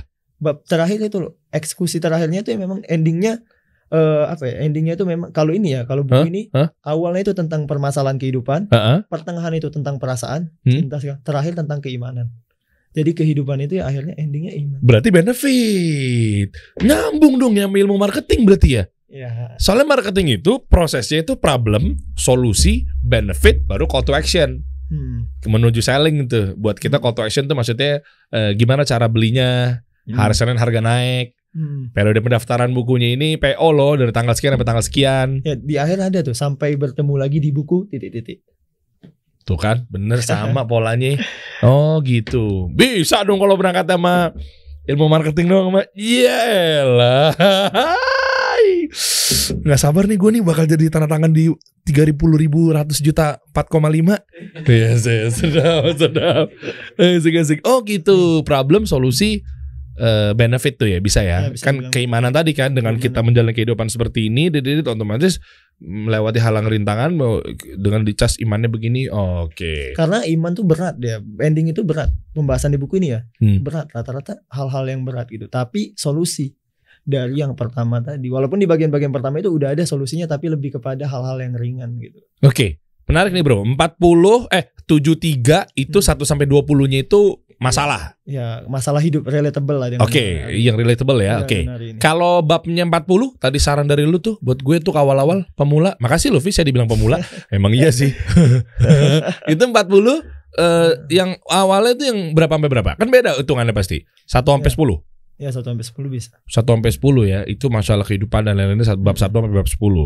Ya, istirahat yang dimaksud tuh 10 sampai berapa? Ya mungkin 10 sampai lebih sedikit dari yang pertama ya. 10 sampai 20. 8 atau ya 10 sampai 18 gitu ya. 18. Apa sih istirahat yang dimaksud tuh maksudnya? Hal-hal yang lebih dekat kepada perasaan gitu. Maksudnya lebih ke apa ya sih? Kalau di buku ini ya, kalau di buku Maaf Tuhan itu bahasnya tentang cinta. Tentang hal-hal yang memang yang lebih ringan lah kita bilang gitu, lebih ringan. Awalnya baca udah tegang. Ya tegang, udah nyesek. Healingnya, istirahatnya itu dengan cinta-cintaan, relax. Ya, cuma tapi sedikit, sangat sedikit ya, sekitar 4 atau 5 bab gitu. Karena akan disambung ke buku yang kedua. Oh, tapi kan ada closingnya bro. Iya, setiap buat buku saya selipkan buku selanjutnya. Oke, menarik. Dari pertengahan akhirnya itu baru solusi betul-betul ya kita kembalikan kepada jawabannya ada di apa sih quotes yang pertama tadi. Ya memang akhirnya Allah lah tujuan kita gitu. Sesusah dan sesulit apapun, secapek apapun hidup ini, tetap endingnya harus surga yang kita kejar gitu. Jangan sampai kita capek di dunia, surganya juga nggak dapat. Ya. Rugi. Dunia capek, akhirat makin capek. Dunia miskin kita. Ya. Nauzubillah nanti di akhirat jangan sampai miskin juga kan gitu. Susah ternyata ya guys bikin buku ya. Ya mungkin nggak semua orang kayak saya ya, tapi saya memang detail lah, lebih detail karena mungkin ya sempat belajar ilmu desain grafis, marketing dan segala macamnya akhirnya dipraktekkan lah ya. Jadi tipsnya di akhir tuh harus nyambung ke buku selanjutnya, walaupun nanti nggak relate. Bukan. Kalau yang ini bukan akhirnya, tapi pertengahan. Oh. Sedikit aja. Saya bahas sedikit aja soal perasaan, tapi kena di mereka. Jadi, kok kalau Bang Alfi kayaknya baca tentang nulis tentang perasaan kena nih kayaknya nih. Tapi kok cuma sedikit. Nanti tenang, sabar, nanti kita kasih. Mantep tuh. Kasih solusi itu. Ya, nanti kita kasih solusi nanti next. Nah, gitu. Iya. Dan ingat guys ya, kalau mau tujuannya cerita seperti ini, maksudnya kalau bisa memang motivasi, ada hal yang bisa dipetik, tentunya tanpa ada pelanggaran syariat. Ya, betul, itu kan tujuannya jelas bahwa kita tidak mengharapkan ridho dari makhluk, ya, betul. Tapi dengan kita bercerita apapun itu bentuk bukunya, tetap kita mengharap ridho Allah Subhanahu wa taala, begitu-begitu ya. Oke, nice. Susah itu ternyata, baru tahu gua. Berarti buku terakhir apa tadi? Maaf. Tuhan, aku hampir porak-poranda kena perasaan. Bentar deh, kenapa harus ente bikin ada maaf mulu? Poindun loh. Orang tua tahu nih, orang tua nih. Ini baju-bajuri. Ini ada alasan tersendiri sih. Saya sempat diprotes lah dengan beberapa guru saya karena dalam kenapa sih harus Tuhan gitu. Ini tadi gue mau nanya sebenarnya. Untung lo bahas duluan, takut tersinggung. Kita kan sebagai Muslim kan bilangnya Allah. Iya betul. Gue jawab pakai versi gue ya. Kalau gue ngambil husnuzonnya tuh begini. Bagus sih, tidak ada Allah, takutnya buku ini kita kebawa ke WC. Gue pemikirannya begitu, ya kan? Kenapa nggak langsung Allah? Kita kan kok Tuhan sih, kan Muslim ya, Islam ya Allah bilangnya dong, ya kan? Soalnya kan bedanya sama yang lainnya gimana gitu kan? Walaupun ini gue nggak lagi bahas tentang lintas agama ya guys gitu ya. Tapi maksudnya kenapa nggak Allah gitu kan? Kalau gue anggap sih tadinya menurut pemikiran gue adalah ketika kita takutnya buka kamar mandi, takutnya bukunya keinjek, kan ada kalimat yang luar biasa gitu kan? Masya Allah, Allahu Akbar gitu kan? Nah, apa begitu atau gimana? Satu memang susunan kalimat ya. Tadi betul juga yang pertama tadi itu salah satu alasannya. Yang kedua susunan kalimat. Kalau dibuat maaf Allah, aku hampir menyerah itu agak gimana gitu, agak intonasinya kurang dapat gitu. Karena jadi Tuhan, kemudian memang ada tujuan universal. Dan bahkan di Twitter itu dibilang kan viral tuh, ada beberapa ribu yang nge-tweet, akhirnya ada yang non Muslim yang komen. Ini kalau saya baca boleh nggak? Ya nggak langsung dibales juga sama temannya. Nggak langsung auto mu'alaf juga kalau baca buku ini kan. Jadi lebih universal. Ketika orang lihat apa sih? Saya pengen munculkan bahwa buku ini bisa dibaca oleh siapapun, nggak yang hijrah doang, nggak yang orang yang paham agama doang. Nggak. Semua orang bisa baca buku ini dong. Tenang gitu. Lintas ormas dan bahkan lintas agama ya. Oke. Bahkan diselipin masalah tadi ya. Posisi Allah yang luar biasa dan lain sebagainya gitu kan, masuk juga. Barangkali siapa tahu ada yang kena hidayah. Iya, Masya Allah. Karena ada kisah-kisah Rasulullah juga, perjuangan Rasulullah itu gimana, sallallahu alaihi wasallam. Gimana perjuangannya. Di bab berapa itu? Bocoran dong. Saya agak lupa juga. Mau tahu. Beli dong di reseller pertama nih. Enggak. Di bab terakhir ini kan inilah makanya tadi. Ada juga kaitannya, ini bab pertama tuh hidup, bab terakhir itu kematian. Tapi soft selling, karena ketika orang dibilang lo bakal mati juga akhirnya nanti, orang nggak terima dengan nasihat semisal itu. Kalau kita nasihat ini kullu nafsin za'iqatul maut, kita bilang. Kenceng ya, banget. Jelas memang pasti, itu sesuatu yang pasti, tapi orang susah nerima itu. Akhirnya di ending itu soft sekali lah insya Allah penyampaiannya melalui kisah Bilal bin Rabah ketika dia meninggal, beliau meninggal dunia. Dicantumkan di ending itu, dan Utsman bin Affan juga. Jadi ente nyebutin para kematian mereka, gimana ending kematian mereka. Ternyata kematian itu bukan sesuatu hal yang menakutkan bagi seorang muslim, tapi penuntas rindu bagi orang-orang mukmin ya, bagi Utsman bin Affan, bagi Bilal bin Rabah, karena mereka akan berjumpa dengan kekasihnya, berjumpa dengan Rasulullah, sahabat baiknya. Luar biasa para sahabat radhiyallahu anhum ajmain. Mantap. Berarti yang paling baru tuh bocoran dong, Vi. Yang paling baru. Iya dong, si porak-poranda itu tuh. Porak-poranda nih, dua buku ini bersinggungan dengan kehidupan saya langsung. Apakah memang itu ada hubungannya dengan yang kan kemarin kan tanggal 2 Desember tuh? Enggak, maksudnya nanya doang gitu kan. Maksudnya kan ada hal-hal yang mungkin di tanggal itu menjadi porak-poranda, kan kita nggak tahu. Enggak, insya Allah enggak. Dia lebih kepada ya memang kehancuran perasaan. Kalau kita lihat di KBBI itu hancur itu nggak mewakili. Hancur itu ya hancur. Kalau mau kita tambahin sangat hancur, baru tingkat levelnya menaikkan. Hancur, sangat hancur. Nggak bisa kita buat hancur-hancur, nggak bisa. Dalam bahasa Indonesia. Akhirnya kita cari bahasa yang lebih bisa mewakili gitu. Jadi tapi keren. Porak-poranda, dan itu unik. Iya. Itu juga nilai jualnya. Jadi ketika orang lihat, porak-poranda ya gitu. Iya benar. Kita saling ini deh, mengisi deh. Kalau gue dari sudut pandang marketing dan copywriting, ada frasa, ya kan, sama lah mungkin ya. Frasa kata perangsang. Betul. Nah, tanyalah mungkin tim-tim kasih solusi yang selalu kena approval gitu kan. Itu karena frasanya tuh nggak kurang merangsang. Contoh, bongkar habis misalnya kayak gitu. Cara jitu atau jurus ampuh, nah, begitu-begitu kan ada penekanan-penekanan kan, gitu. Jurus ampuh memulai bisnis dari nol, misalnya kayak begitu-begitu. Ya, itu dibutuhkan juga sebenarnya memang di marketing. Ya kan, apalagi tadi porak-poranda itu ajib tuh, rahasia bisnis yang bisa memorak-morandakan omsetmu, melejit langsung, buat, tiar misalnya itu, ya kan? Itu oke. Itu berarti lebih ke tadi apa tadi? Perasaan memang.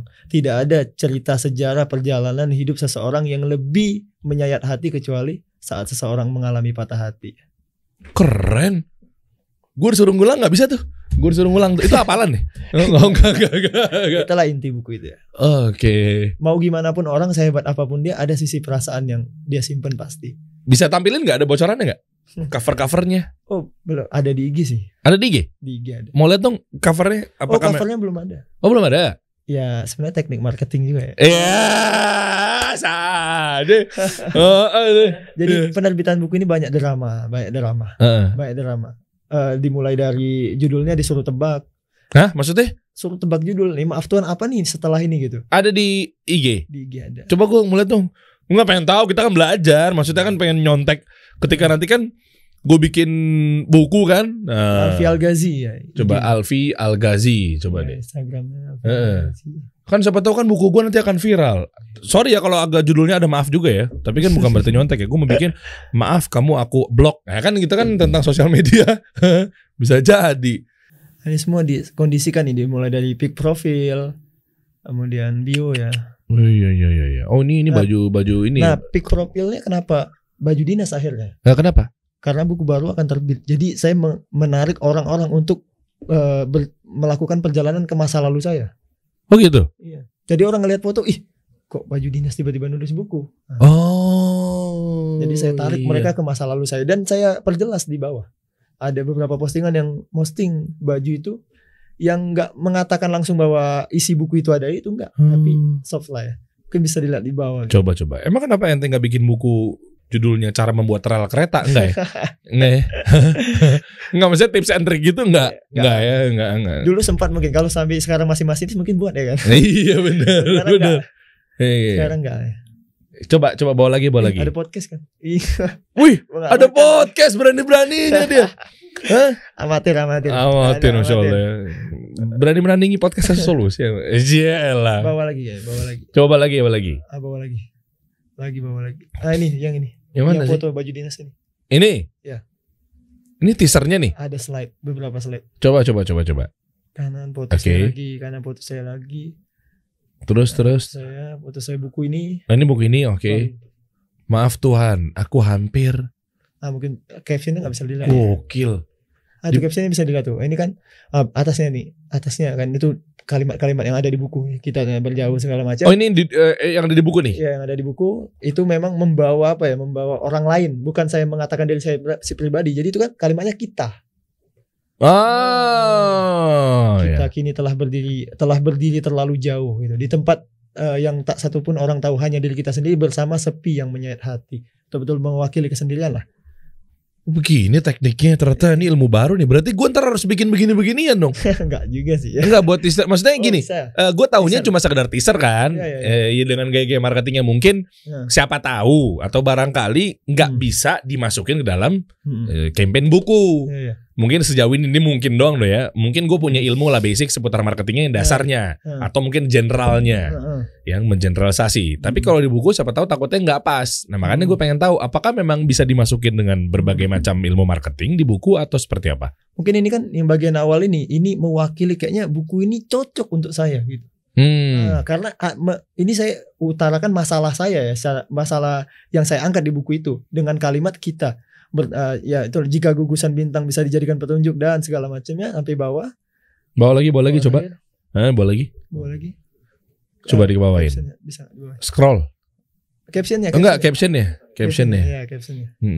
Nah, coba captionnya bawa lagi. Nah, itu tadi. Pilu ini harus kita akhiri. Nah, itu solusi dong. Nah, tadi kan awalnya kesakitan segala macam, sendiri segala macam saya kasih. Pilu ini harus kita akhiri. Sudah terlalu panjang waktunya, sudah terlalu pedih siksanya. Segera dalam buku, maaf Tuhan, aku hampir porak-poranda titik. Apa porak-poranda apa nih kata orang? Oh iya. Kira-kira ya. Ngeri bro, kayaknya gue gak harus berpuitis kayak lu gini kali ya. Itu akhirnya rame tuh. Maksud gue, lu udah bidang lu begini, emang harus begini banget. Gue kayaknya gak begini deh. Harus totalitas lah ya. Tapi maksudnya apakah semua buku harus berpuitis begini? Enggak dong. Enggak dong. Ya tergantung jenis bukunya ya. Walaupun beberapa penulis saya lihat tetap puitis walaupun bukunya berat. Contohnya Buya Hamka membahas tentang filsafat Islam atau falsafah hidup, judul bukunya. Berat bukunya, tapi bahasa yang digunakan luar biasa, puitis dan ya. Karena beliau penulis novel. Maaf, aku unfollow kamu sekarang. Kan gak enak ya kalau bahas sosmed. Iya kan? Maksudnya ya akhirnya kan menciptakan menciptakan gambling di pembaca. Coba, mungkin dilihat di komentarnya. Coba komen kita bacain. Waduh, ya. Coba ya. Oh alah, porak-poranda, akhirnya rasa penasaranku sudah terjawab. Sebelumnya ada teasernya Maaf Tuhan hampir doang. Baru inilah bocoran kedua nih. Oke. Maaf Tuhan aku menyerah. Sampai katanya ada yang kemimpi judulnya nggak tahu segala macam. Porak-poranda akan harapan. Beli buku ini di mana nggak sabar nunggu bukunya. Porak-poranda pada keimanan. Iya kena nih. Yang banyak yang futur, naik turun, udah hijrah, balik lagi ke maksiat. Banyak loh orang-orang yang begitu. Ya semoga kita nggak salah satunya. Allahumma amin, Allahumma barik. Kayak gitulah. Oke, nice. Ada gak sih yang kontra-kontra gitu terkait dengan mungkin judul buku atau mungkin haters kan di mana-mana ada, bro. Pasti. Nah itu ada gak sih? Biasanya tuh kalau buku hate-nya tuh atau hatersnya tuh apa sih pembahasannya? Buku lo gak asik, masa begitu? Ada di Twitter ya, saya ketemu. Karena di Twitter itu kan rata-rata anak K-pop ya. Anak apa? K-pop? Iya. K-pop, X-Wavers ya, orang-orang K-pop lah.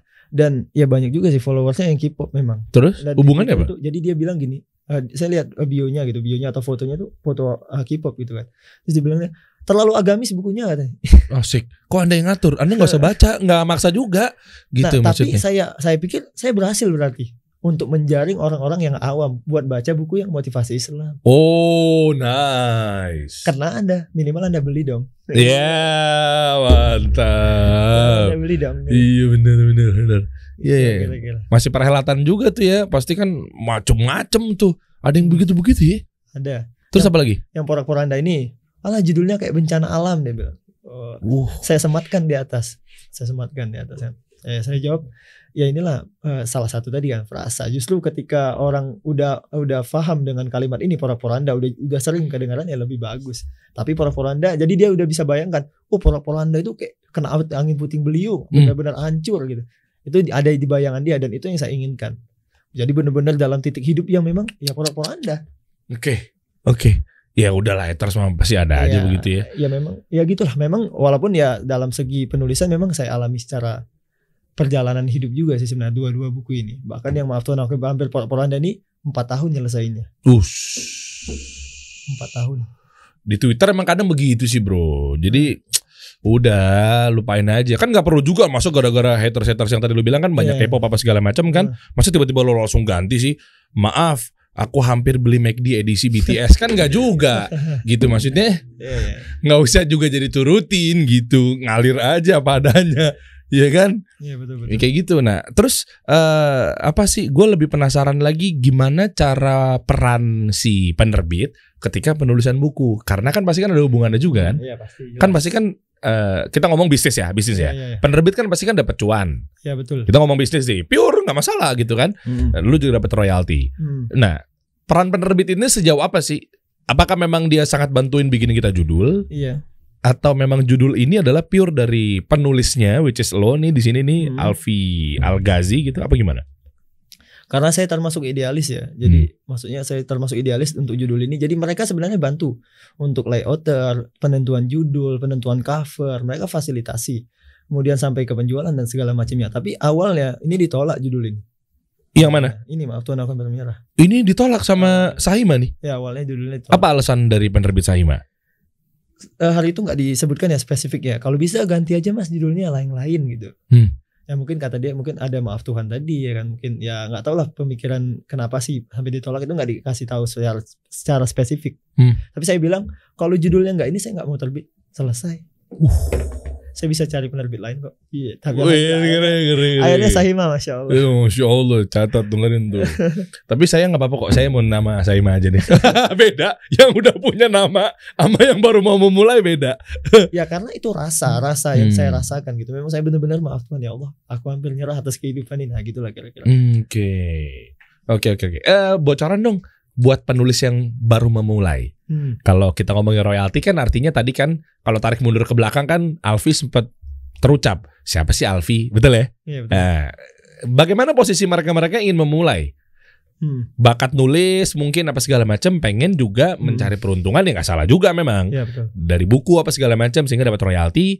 Tapi mereka harus modal sendiri bro. Nah bisa kasih bayangan nggak sih kira-kira kalau memulai seperti ini, atau mungkin lu punya tips and trick? Gimana caranya kita ketemu sama penerbit tapi bisa meyakinkan tanpa harus kita keluar modal? Bisa sih, bisa sebenarnya. Bisa juga.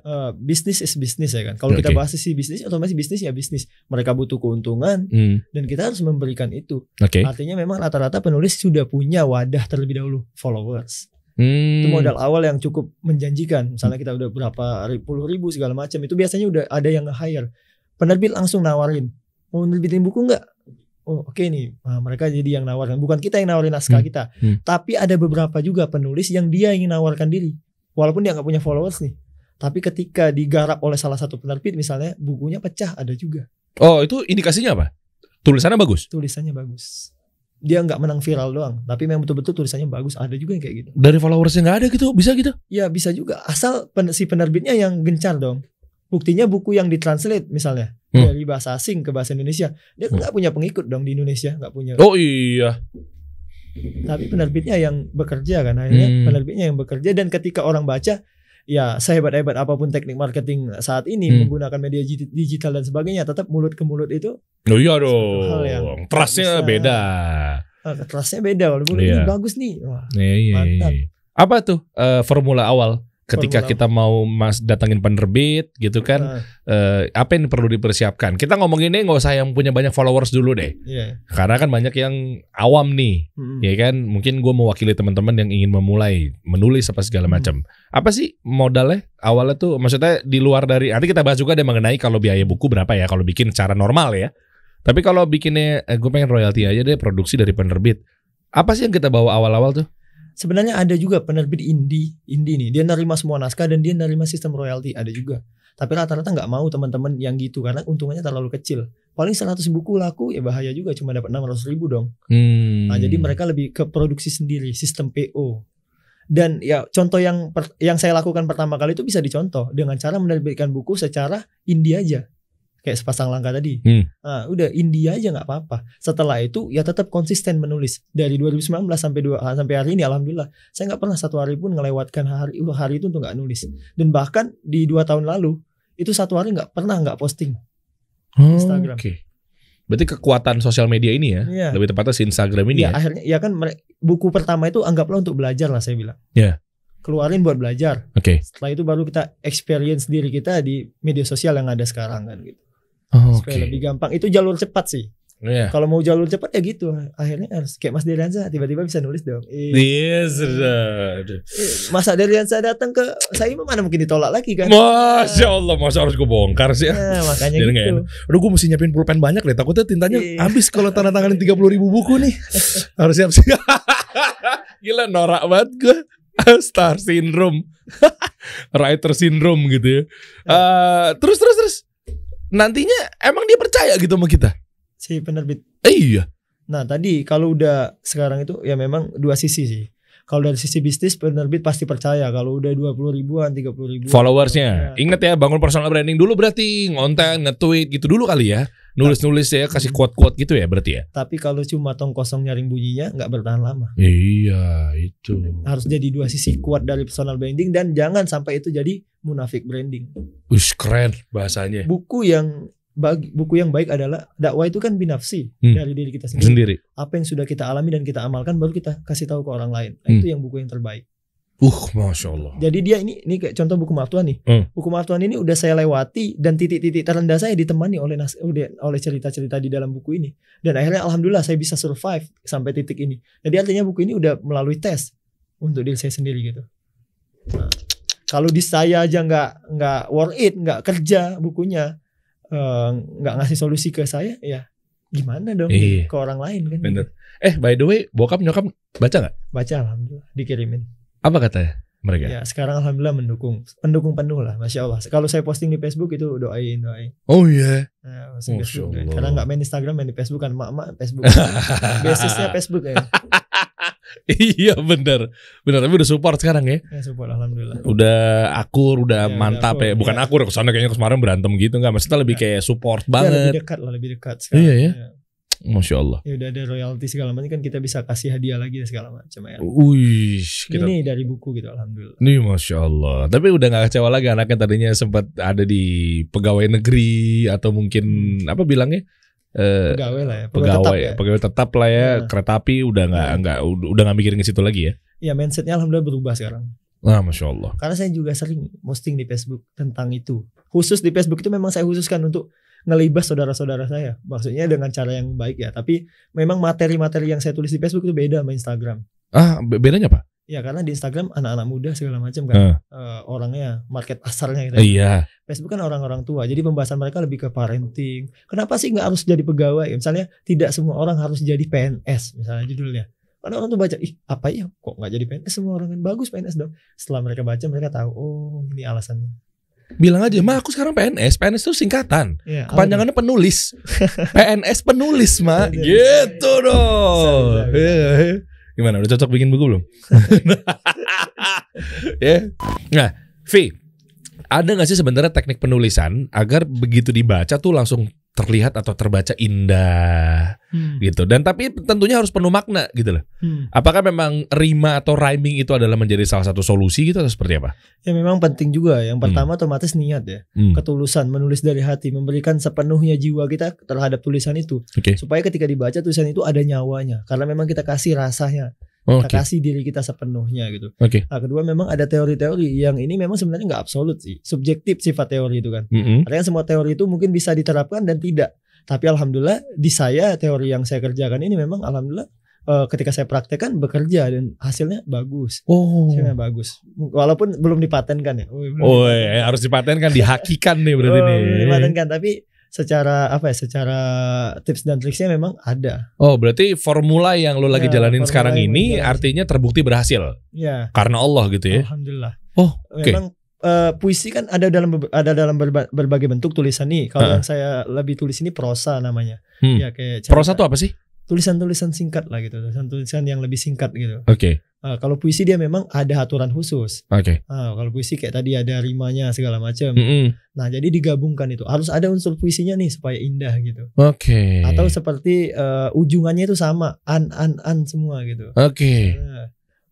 Jadi dapat ketika kita baca itu nggak terasa hambar gitu. Ada contohnya, maksudnya lo berpatok pada apa misalnya ketika kita main yang ujungnya atau akhirannya yang sama lah, rima atau segala macam? Ya ada ujungnya, mungkin gimana ya? Ya mungkin misalnya senja datang, malam datang memeluk senja, menghilang. Nggak bisa juga saya malam datang memeluk senja. Malam datang memeluk senja. Pas kita lihat ada Jaja Miharja. Itu kan malam datang memeluk senja. Itu ujungnya harus ja juga kalimat kedua. Malam datang memeluk senja.